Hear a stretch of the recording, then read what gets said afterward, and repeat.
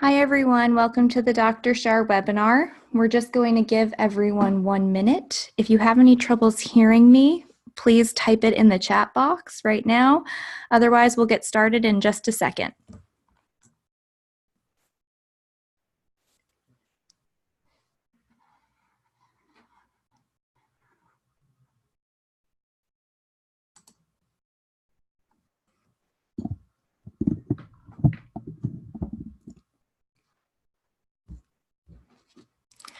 My name is Michelle, and I am a medical nutrition intern at Dr. Schär USA.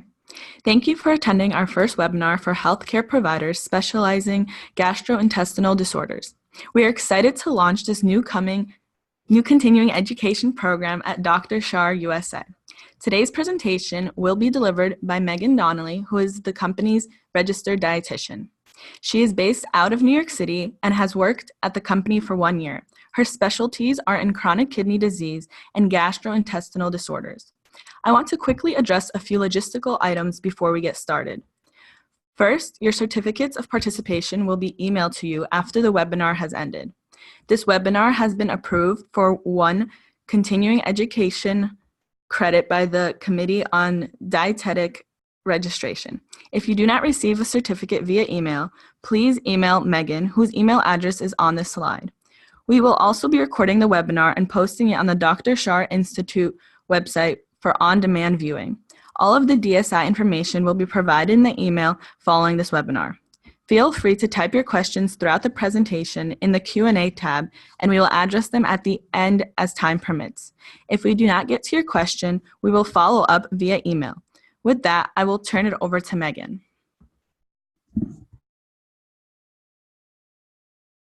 Okay, thank you, Michelle, for that introduction. As I mentioned, I'm happy to answer any questions at the end of the presentation. And now I'm going to present today's lecture titled Improving Clinical Outcomes and Quality of Life in Celiac Disease and Gluten-related Disorders.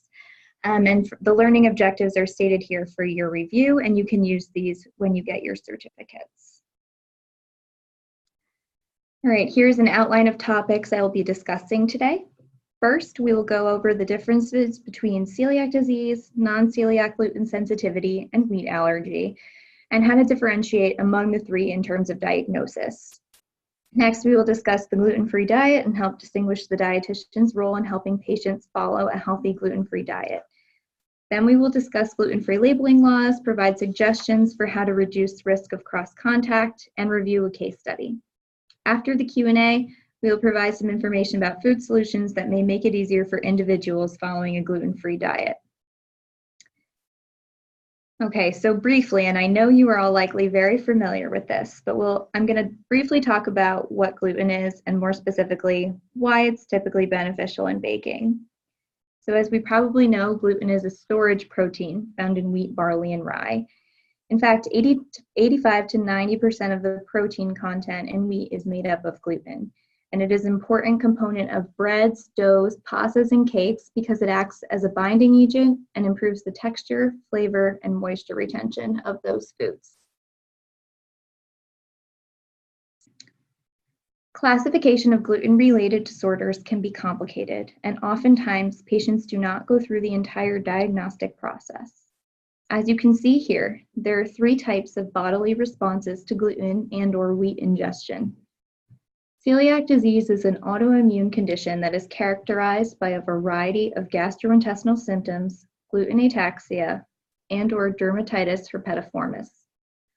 On the other hand, wheat allergies are allergic responses that may induce reactions as serious as anaphylaxis. In this case, the reaction is not caused by gluten, but by the actual wheat itself. Non-celiac gluten sensitivity is another type of autoimmune, non-allergic form of sensitivity to gluten. Many signs and symptoms of non-celiac gluten sensitivity cross over with celiac disease. Thus, the 2 are often very hard to distinguish, making diagnosis even more challenging. As I mentioned before, celiac disease is an immune-based reaction to dietary gluten ingestion, which causes injury to the small intestine. Its prevalence is about 1 to 2% in Western countries. and the diverse clinical picture of celiac disease is often challenging for physicians. Thus, median time to diagnosis may range from 3 to 13 years. In fact, research suggests that up to 90% of patients with celiac disease remain undiagnosed. This delay in diagnosis can have major implications for those affected, including increased number of doctor's visits and sick days, increased use of pharmaceutical agents, and overall lower quality of life. You are at increased risk for celiac disease if you have any first-degree relatives with the disease, type 1 diabetes, or other autoimmune conditions. Those who are newly diagnosed should inform their family members of the potential risk for celiac disease and the recommendation for screening. Those with type 1 diabetes and other autoimmune conditions, such as thyroid disorders, should also be screened. Lifelong adherence to a gluten-free diet is the only treatment for celiac disease. Blood panels, intestinal damage, and symptoms should improve once the patient starts a gluten-free diet. However, there is a small subset of patients who do not recover from following gluten-free diet and continue to have symptoms, elevated antibodies, and some intestinal damage. If this occurs after 6 to 12 months of following a gluten-free diet, this is called non-responsive celiac disease. Studies in adults with non-reactive celiac disease suggest that 36 to 82% of cases can be accounted for some form of gluten-free diet non-compliance, such as inadvertent gluten ingestion, coming from things like cross-contact, consuming gluten-containing medications, etc. So it might not actually be true non-responsive. Persistent symptoms may also be caused by other undetected disorders and complications, such as microscopic colitis, pancreatic exocrine dysfunction, and enteropathy-associated lymphoma. Here is an image depicting the numerous symptoms of celiac disease broken down into pediatrics and adults. As you can probably tell, the presentation of celiac disease varies greatly, and there are more than 200 known symptoms. Symptoms generally do not appear until an individual has been exposed to gluten for more than 6 months, which is why infants less than 1 year old are rarely diagnosed with celiac disease. However, it is important to note that all patients are at risk for long-term complications, whether or not they display symptoms. It is recommended to perform serologic screening for celiac disease in patients with IBS, especially those who suffer from its diarrhea and predominant mixed form. Oh, sorry, these are the symptoms. I forgot to change the slides over, no problem. So yeah, I'm sure you're familiar with many of these, and they're broken down by adults and children.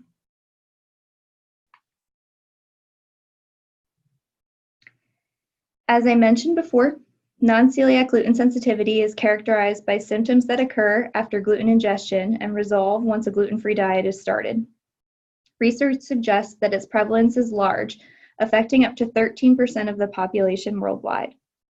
However, increasing numbers of people excluding gluten-containing foods without a medical diagnosis of a gluten-related disorder can make it really hard to gauge the true prevalence of non-celiac gluten sensitivity. Additionally, about 1/5 of these patients display coexisting IBS or IBS-like symptoms, including abdominal pain, nausea, bloating, flatulence, diarrhea, or constipation. The most common extraintestinal manifestation is fatigue. Non-celiac gluten sensitivity is unlikely to be a unique disease. High levels of duodenal tissue eosinophils are often present in these individuals and may serve as potential biomarkers. All right, now wheat allergy is distinct from both celiac disease and non-celiac gluten sensitivity. Wheat allergy involves an adverse immune response related to wheat exposure, not gluten. Of course, since wheat naturally contains gluten, it may be difficult to distinguish which is causing the reaction. Individuals may have a serologic immunoglobulin E response to wheat, but this only demonstrates sensitivity. To make a true diagnosis of wheat allergy, patients must describe reproducible signs and symptoms that occur quickly following wheat exposure. Unlike celiac disease and non-celiac gluten sensitivity, where symptoms may be delayed for hours or days, wheat ingestion should trigger signs and symptoms in minutes to hours. The typical Signs and symptoms are GI, respiratory, or skin-related. Though possible, more serious reactions such as anaphylaxis and angioedema are rare. Its estimated worldwide prevalence is about 0.5 to 9%, though only 0.4 of US adults report diagnosed wheat allergy. It's much more common in children, especially those with other food allergies. Though interestingly enough, about 65% of children appear to outgrow wheat allergy by age 12.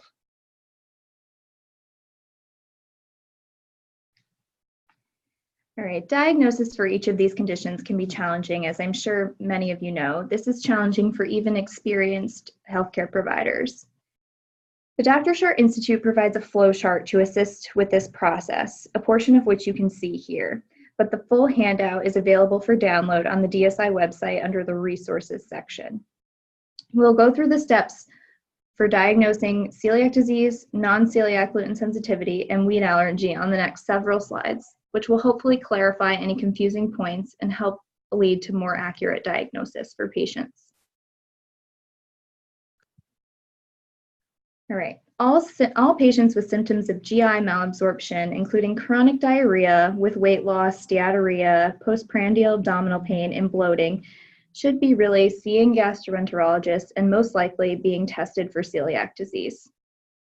In order to make this diagnosis, the first question you should ask is, are you eating a diet that contains gluten? The patients might not know exactly if they are. However, you should probe the patient for potential dietary sources. And it's critical that a patient be eating gluten for accurate serologic and biopsy results. If the patient is in fact eating gluten, the next step is serologic testing for transglutamase IgA antibodies. Serological screening for celiac disease tests for antibodies against the patient's own proteins. Other antibodies present may include endomysium antibody and deamidated gliadin peptide. If the IgA antibody test is positive, then celiac disease is suspected and an intestinal biopsy should be performed. If the patient is IgA deficient, this does not necessarily indicate a negative result. In this case, it's best to proceed with other forms of testing, such as IgG testing. And if both of these are negative, it may be prudent to use genetic testing to explore potential development of celiac disease. Either way, histological testing of duodenal tissue is recommended, as negative serological findings cannot exclude celiac disease with complete certainty. And on the note of the genetic testing, individuals with celiac disease should present with this genetic marker, so it should be done in these patients. A duodenal biopsy is necessary for confirming celiac disease diagnosis, as I mentioned before. The normal intestine has elongated villi, which increase surface area for absorption of nutrients. In celiac disease, the villi are flattened, compromising the absorption of nutrients from food and leading to a variety of symptoms. For accurate diagnosis, it is recommended to take multiple biopsies of the small intestinal lining, usually 1 to 2 from the bulb and a minimum of 4 from the distal duodenum. Quantitative histology uses villus height, crypt depth, and intraepithelial lymphocyte count per 100 enterocytes to provide objective measures of histological changes. In some patients, villus atrophy is limited to the duodenal bulb. This is called ultra-short celiac disease, and these patients tend to have lower IgA titers and are less likely to present with diarrhea. Additionally, children with USCD may have milder symptoms and more rapid improvement in serological markers.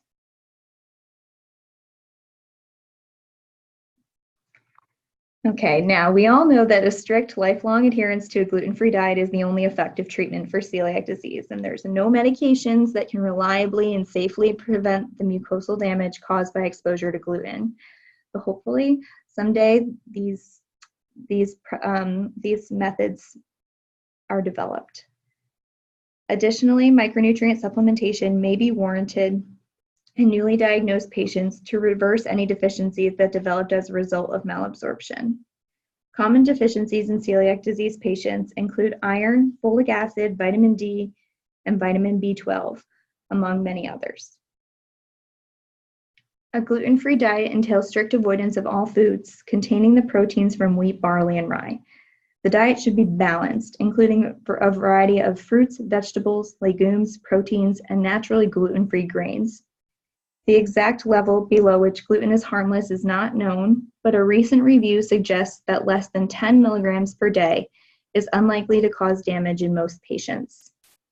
The current International Codex Alimentarius defines gluten-free foods as having less than 20 parts per million of gluten.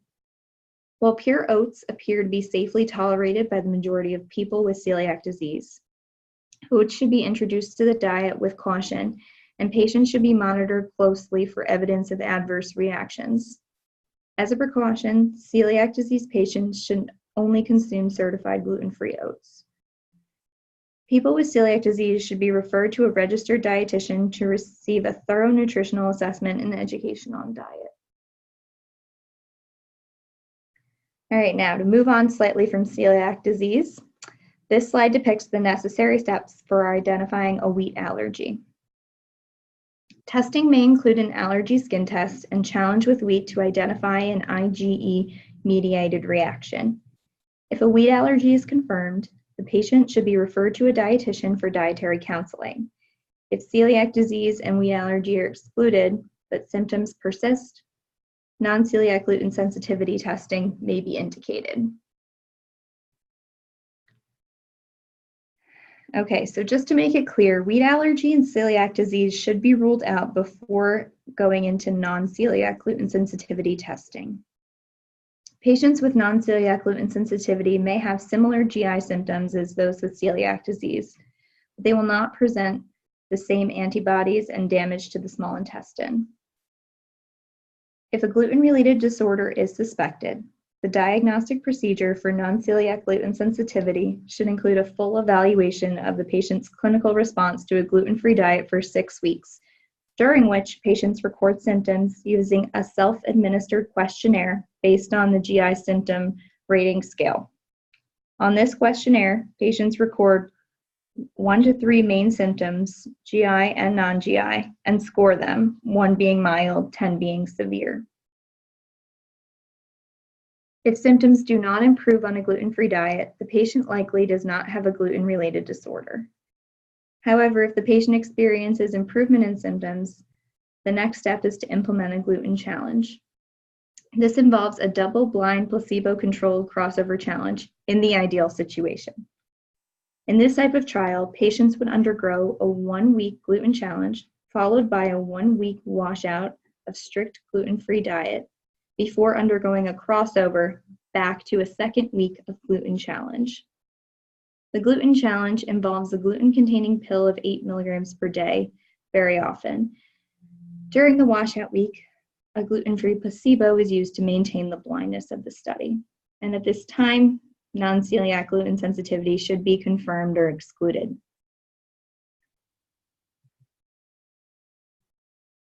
Okay, with any type of dietary intervention, adherence can be really challenging. And in the case of gluten-related disorders, especially celiac disease and wheat allergy, adherence to a gluten-free diet ranges from 36 to 96% on average, which seems like a big range, but the point is, it can really not be very high adherence. This slide lists several discussion points that dietitians may have with patients and to support their adherence to a gluten-free diet. In many cases, patients need additional help navigating the grocery store aisles, and it is the dietitian's job to give patients the tools they need to consume a healthy and balanced diet despite this challenging diagnosis. Dietitians should educate patients about reading food labels, understanding gluten-free certification, and avoiding cross-contact, particularly when dining out. I'm seeing a few comments on the audio. If you can't hear me, please type it in the chat and we'll try to adjust.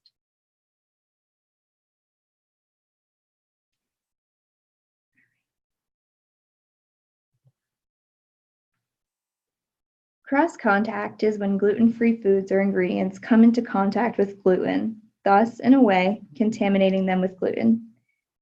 Cross-contact can occur at home or while dining out. Common sources of cross-contact at home include shared toasters, condiment jars, and cutting boards, especially wooden cutting boards because of the grooves. When dining out, common sources of cross-contact include shared pizza ovens, fryers, pasta water, and cooking space, as well as employee food mishandling. There are many precautions you can take to avoid gluten cross-contact. Storing gluten-free ingredients on higher shelves, for example, prevents crumbs and pieces of gluten-containing foods from falling onto them.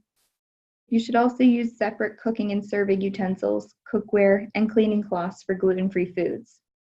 When food shopping, avoid purchasing from the bulk bins due to the presence of gluten-containing ingredients that may be lingering on the scoops or in the surrounding bins. It is also a good idea to wash your hands and any cooking and serving tools that you will use before each use. When dining out, best practice is to go ahead and assess for risk of cross-contact. It is important to make sure that that your patients know which questions to ask the restaurant about how the food is prepared and what precautions are in place to prevent gluten contamination. I think it's also a good thing to ask if the kitchen staff and anyone at the restaurant has had any training on gluten-related disorders, because a lot of times when you probe for that information, you realize that they've had very little training and may not be able to accurately answer your questions.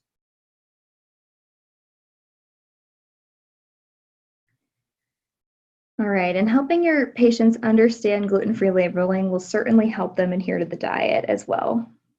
Just as a reminder, the gluten-free label means that the product must contain less than 20 parts per million of gluten.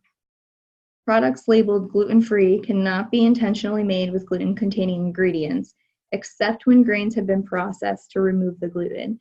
And the biggest example of this that I see is gluten-free wheat starch. So that is a wheat product, but the gluten has been removed from it and has been usually rigorously tested if it's going to say gluten-free wheat starch to be below the 20 part per million marker. Of course, this ingredient wouldn't be safe for someone who has a wheat allergy, but if it's true celiac disease, it should be okay. Many foods and beverages, such as bottled water, fruits, vegetables, and eggs, are naturally gluten-free. Note that the gluten-free claim is not required to be on the food package, and therefore the claim may not appear on each package, even if the item is in fact gluten-free. Individuals with celiac disease or non-celiac gluten sensitivity should only consume foods that are naturally gluten-free or those that are labeled gluten-free, unless they have read the nutrition facts label, which hopefully as the dietitian you're helping them learn how to read those labels and check for ingredients that may be of concern. Allergen advisory statements are voluntary and not necessarily reliable predictors of gluten contamination. These statements are those may contain or processed on shared equipment with statements. In fact, some evidence suggests that manufacturers who voluntarily put these statements on packaging have less gluten in their products than manufacturers who do not. Allergen advisory statements alone should not be used for purchasing decisions. And if patients come to you with questions about manufacturing practices, it is best to actually call the manufacturer. They should be able to tell you how the equipment is cleaned, how the materials are sourced, how the batches are tested for gluten, and how gluten contamination is avoided in the factory.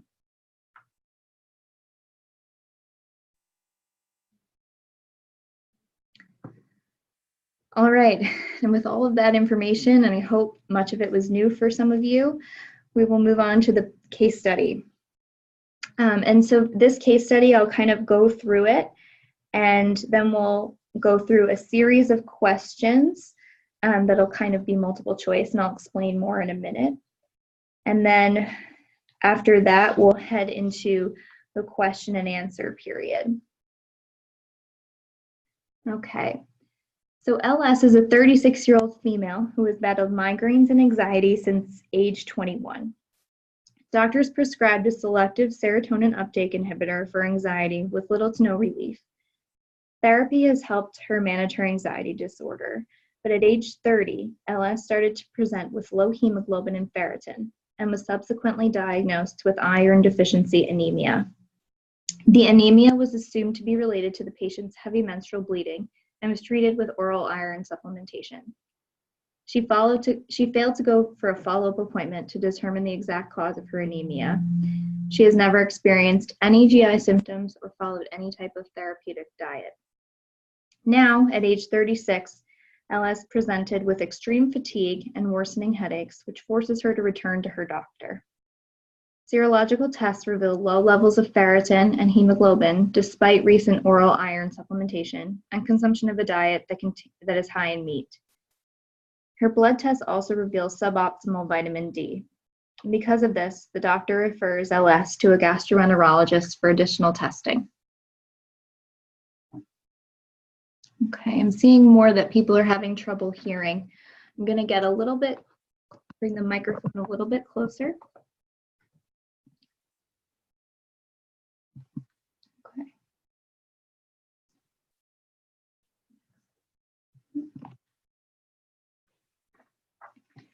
All right, due to persistent anemia, despite supplementation, the gastroenterologist orders a stool analysis to detect potential fecal occult blood. He also orders additional blood testing to detect potential causes of intestinal malabsorption. The serology results are positive for IgA antibodies, indicating celiac disease. Biopsies of the small intestine are taken and reveal villus atrophy, confirming the celiac disease diagnosis. This provides an explanation for LS's continued iron deficiency anemia. It is related to the malabsorption. Okay. Now I'm going to get into the questions. So again, I ask that you comment in the text box and with the right answer, and then I'll kind of pull. Okay.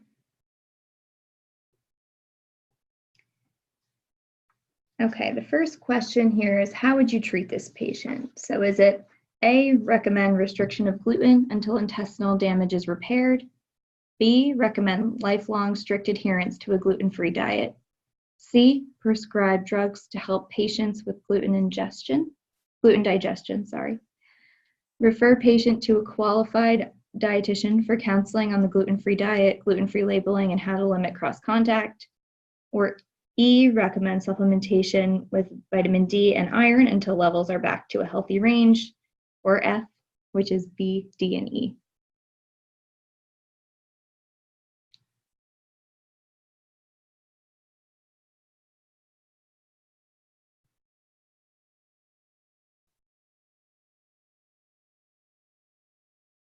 Okay.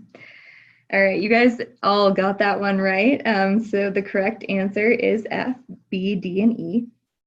So very good job.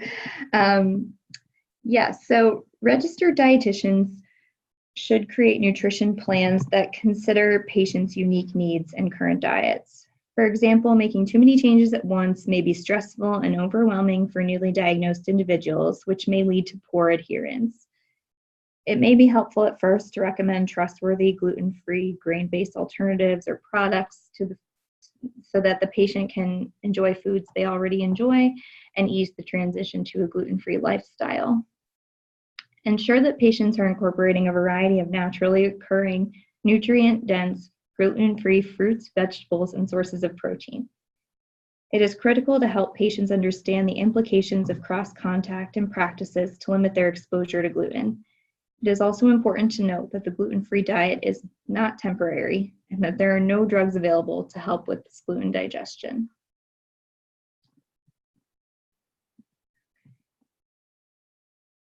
All right, next question.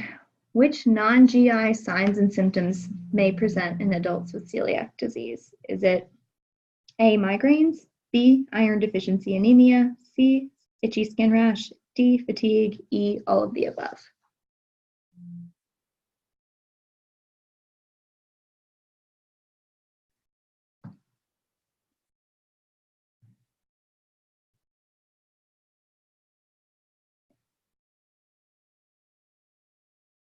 All right, good job on that one. We got mostly 100% on that. So yeah, the correct answer is E. And in our case study, LS actually experienced most of these signs and symptoms. And this is something that may or may not be the case in many of your patients. It does seem like adults are more likely to experience non-GI symptoms. That's something to keep in mind if you have a patient that comes to you with a lot of non-specific symptoms. All right. Okay, moving on to the next question. What is the definitive diagnostic test for confirming celiac disease? Is it A, genetic testing, B, blood test for gluten antibodies, or C, duodenal biopsy?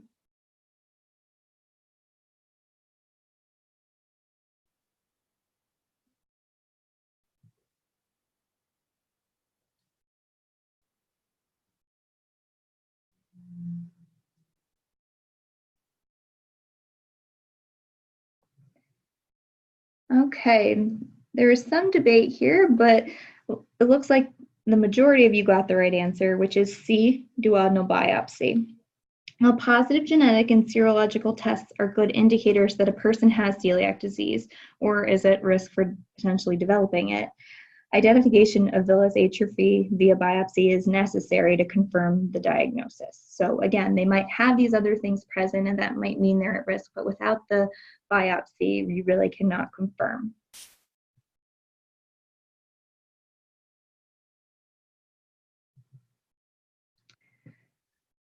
Okay, next question.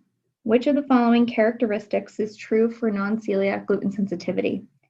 A, symptoms usually appear within 2 hours from the food intake, or B, symptoms appear several hours or days after gluten consumption.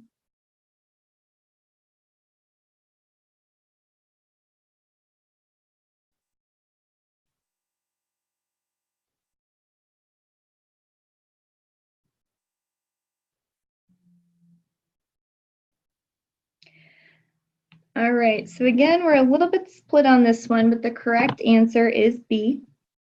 Symptoms typically appear several hours to days after gluten consumption. Remember, this is not an immunological reaction to gluten in the same way that celiac disease is, and it might take more time for the body to react to gluten ingestion. However, this can vary from patient to patient, so it's not that it's impossible that it's immediate, but it's not typical that it's so immediate. Okay. Next question. Which of the following foods is not naturally gluten-free? A, pineapple, B, eggs, C, corn, D, oats, or E, all of the above are naturally gluten-free foods.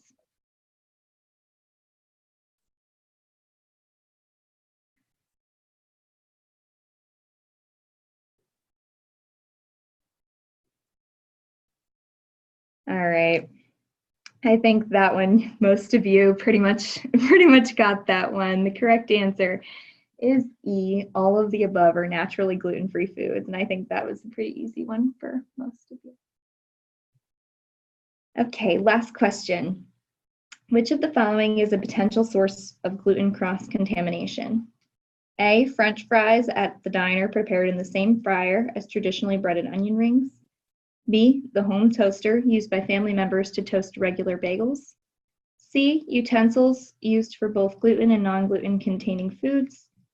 D, the gluten-free pizza prepared in the same oven as regular pizza, or E, all of the above.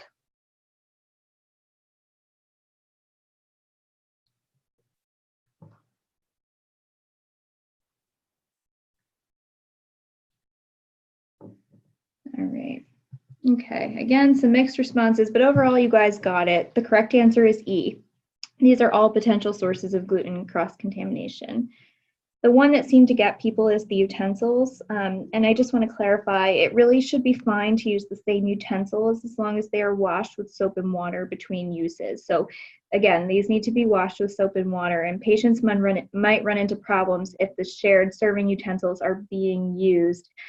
Definitely, on the table, they need to have separate bowls and separate utensils for gluten-free foods. But, as long as you're washing between use, it should be okay. And yeah, just to reiterate, gluten-free dishes should be served with separate utensils and separate bowls and plates than gluten-containing dishes. Okay, and with that, I'll open up the discussion to address some questions. As I mentioned at the beginning, you can type your questions in the chat box or the Q&A tab, and I saw that there were some posted throughout, so we're going to go back and start with those and then add to them as you have more questions. So, all right, so the first question was, what about second-degree relatives, niece or nephew? Right now, the guidelines don't necessarily say to test for second-degree relatives, but I do think that, there is a chance that the genetic markers could be present. So it's, it may not be necessarily indicated, but if your child is symptomatic or if you or your child are symptomatic, I would recommend, maybe it would be a good idea to do the genetic testing. Okay, the next question was, how much gluten does the person have to be eating to get an accurate result for serological screening? And this question is kind of interesting. I guess there's no standard for every person, but typically, if the person is not eating a gluten-containing diet, the recommendation is to give them a gluten challenge, and that may look like a 3 to 10 gram of gluten per day consumption for 4 to 6 weeks. Now, there's about 2 grams of gluten per typical slice of bread. So, maybe having them eat 2 to 3 slices of bread per day for a little more than a month would be a good place to start. There's no exact number.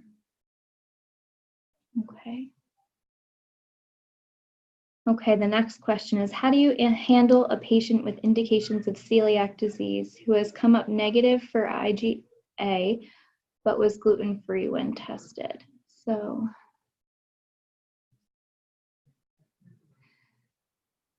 yeah, so in this case, just to make sure I understand the question correctly, so the person was following a gluten-free diet and the serological markers were not present. So in that case, I would recommend, probably giving them a gluten challenge, because if they're following a gluten-free diet, you can't really get an accurate reading. So I would recommend for that patient to administer a gluten challenge like we just discussed.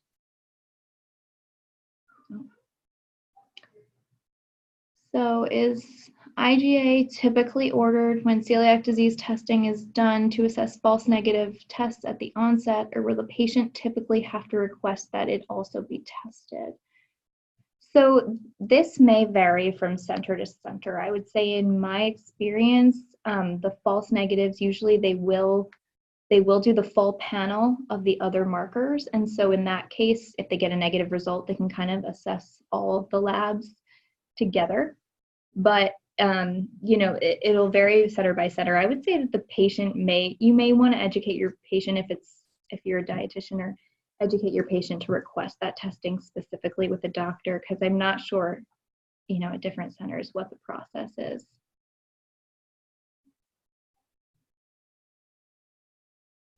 Okay, we have a question. Will we have access to the presentation, and when will the slides be available? I will send you a PDF of the slides after the presentation when you get your certificate. And again, the webinar will also be available for on-demand viewing on the Dr. Schär Institute website. Okay, are there different symptoms between wheat sensitivity and gluten sensitivity? I think probably many of them overlap. I don't know specifically. I think it varies individually from patient to patient. So my guess is that many of them are overlapping, but wheat sensitivity, more likely you might present with some type of, allergic type thing like skin or something like that. Okay. What is your opinion of how effective the supplements are that have DPP-IV? Can they help with celiac folks? Non-celiac gluten sensitivity, how much gluten can be eaten can be helped by the supplement? So in terms of the supplements, I would say that I don't know enough about the research to make a recommendation at this time, but as to my knowledge, there's no pharmacological treatment that relieves symptoms of celiac disease. So I don't know the answer to that question, but I can look into it for you and get back to you after. And your second question, non-celiac gluten sensitivity, how much gluten eaten can be helped by the supplement? Again, I don't know that this is the same number for everyone, and I'm not sure if there's enough research to support it. So I'm going to look into that actually, because I don't know very much about that supplement right now. Okay, we've got a few more. You guys have a lot of questions. This is great. Okay,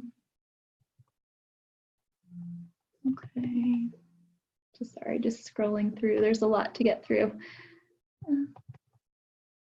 Okay, where can the self-assessment questionnaire be found to use for patients to help assess for non-celiac gluten sensitivity while challenging with the gluten-free diet?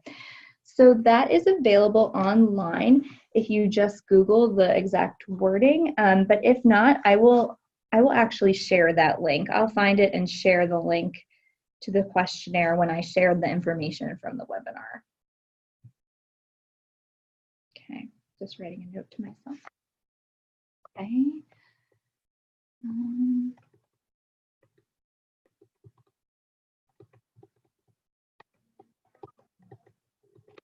Okay. All right, what is the accuracy of genetic testing? So the challenge with genetic testing is that, you know, people can be carriers for the gene without necessarily having an active form of the disease. So carrying the gene, it's more of a risk factor. You know, it can't be, I guess the exact accuracy, it's hard for me to say, but really if a person carries the gene, it doesn't necessarily mean they have active form of celiac disease. So I would say that it's more of a verification tool rather than a diagnostic tool. It's just part of the diagnosis. Do you recommend any supplements for people with GI disorders? You know, my first thought is never to recommend a ton of supplements. I think that in some cases they are indicated. You know, if a patient has some nutrient deficiencies, certainly they should supplement those. And, you know, those are usually related to the celiac disease because of the malabsorption that the patients are experiencing. So I would say if they have a micronutrient deficiency, it's good to supplement. If it's something like a gastrointestinal related or, you know, something like, you know, constipation, I don't really recommend anything until we try to increase things like fiber and hydration. And if that still doesn't work, you know, something like a very weak magnesium-based laxative could help. But I don't typically go supplement route right away. And then, you know, in terms of probiotics, I think, you know, it varies so much by the individual's needs. So kind of on an individual basis, do a little research about probiotics, but that's a whole separate presentation. Any other suggestions for what to tell patients when they ask about the voluntary may contain statement? Should they avoid if something is produced on the same line as gluten? So this is a situation where I would really recommend calling the manufacturer, because in a lot of instances, you know, they really work hard to clean the manufacturing line. And if you feel confident that they give you a good answer, that they are doing everything they can to ensure cleaning between each use, and, you know, they seem like they're very trustworthy, then I would say, you know, maybe a patient can have a little bit of it, but certainly cautiously. The only, you know, it's really a judgment call. I mean, some people are very, very sensitive to even a little bit. And so to me, those patients are better off avoiding consuming foods produced on the same line. But again, you should be asking the manufacturer what their processes are, because some are very good about cleaning and others are, not so. Okay, if a patient has celiac disease, how often should children, if a parent has celiac disease, how often should children get tested?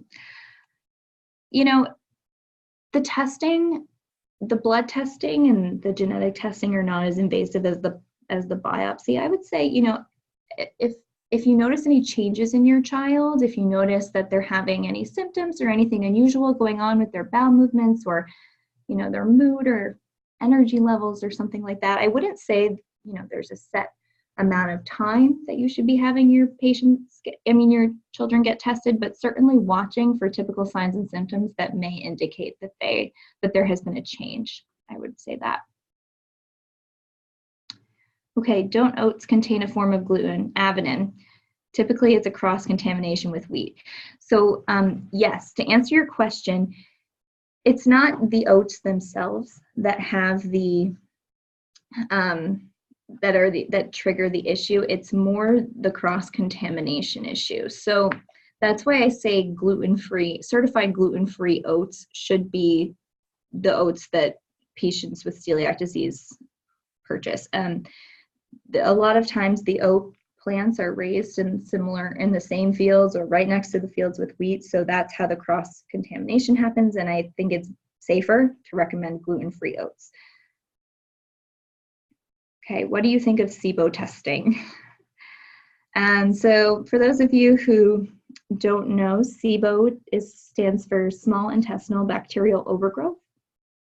I think the testing for this is typically a breath test. I think I've only worked with one clinic that does it, and so I don't know, how it's typically done in other populations, but I think it does seem like the testing for SIBO and follow-up treatment with an antibiotic is effective in some people, but I would say that the research really isn't there to fully recommend the testing. So I've seen it work for patients, but it needs to be done with a gastroenterologist in the office, and I think I can't strongly recommend it, but I have seen it work for some patients. So, okay.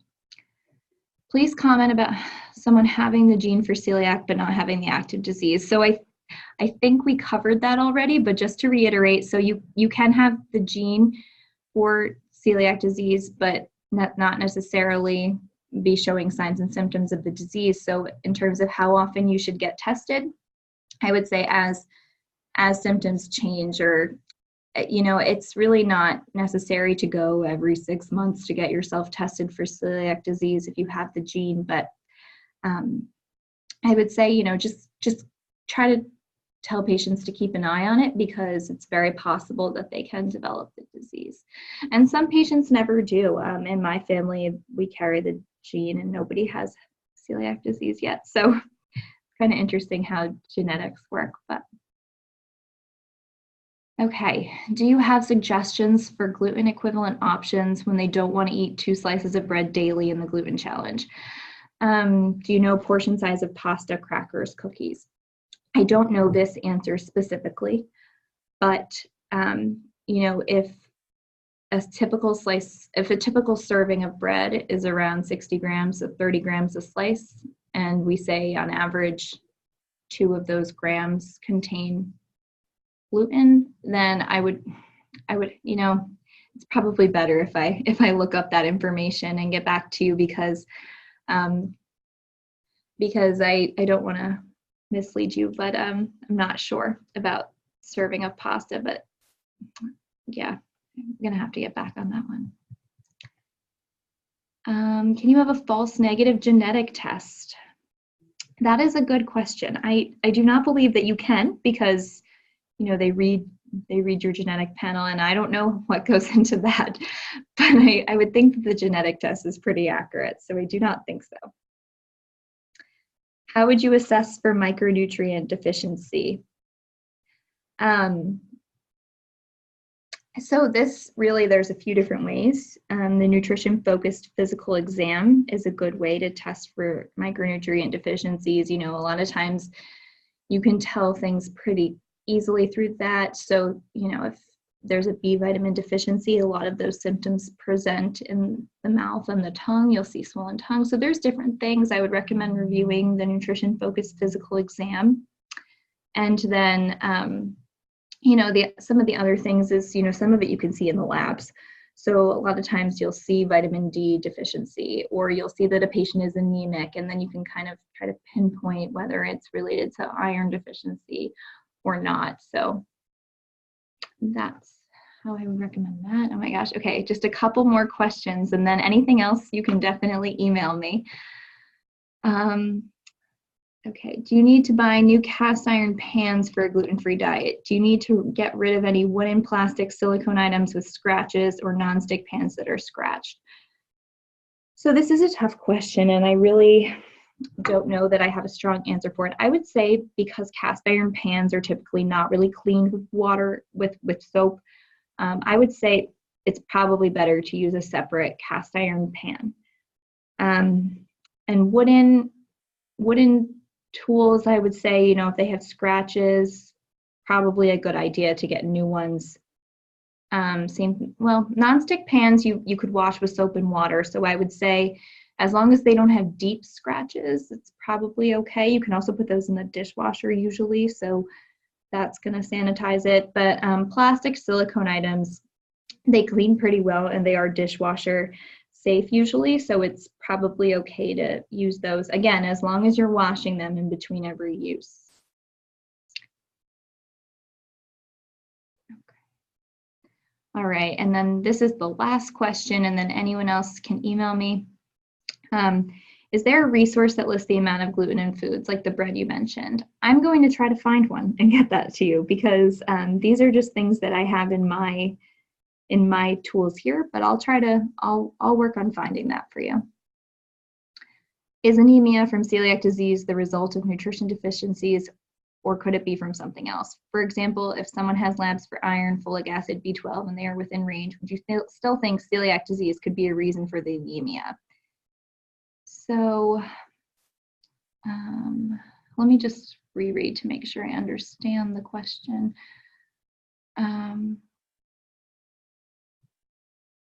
So anemia is tricky. There's a lot of different causes of anemia, and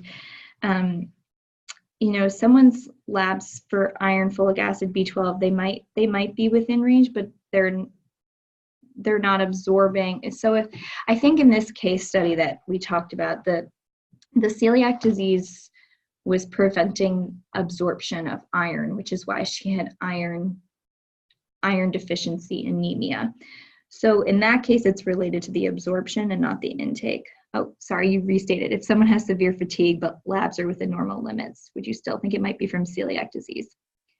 Yes, I mean, people with celiac disease can certainly have fatigue, and it's not necessarily related to their intake. It could be because they're malabsorbing, but it's also just a presentation of the disease that's typical. So yes, if someone's presenting with fatigue and their labs are within normal limits, it could be related to celiac disease. Okay, thank you everyone for your questions. I just want to give it back to Michelle for 1 second, because she just has a few things to say about Schär and things we're doing here at this company. So I'm going to turn it over to her. Thank you all for attending today's webinar. Before I wanted to take some time to briefly discuss Schär gluten-free foods and how we strive to be different at Dr. At Dr. Schär, we are committed to providing high-quality foods for individuals with special nutritional needs. We also promote collaboration with healthcare providers through educational programs, events, sampling programs, and our Dr. Schär Institute website. Our foods stand out among the competition due to the following. Nutrition ingredients. The products use a high proportion of nutrient-dense whole grains like millet, quinoa, buckwheat, and sorghum. Taste. By using sourdough, Dr. Schär achieves the authentic, natural taste of bread without sacrificing nutritional value. Fiber. Many Dr. Schär products, such as their breads, are rich in fiber, an important component of a balanced gluten-free diet. Fat. High-quality vegetable oils are used. Hydrogenated fats are limited.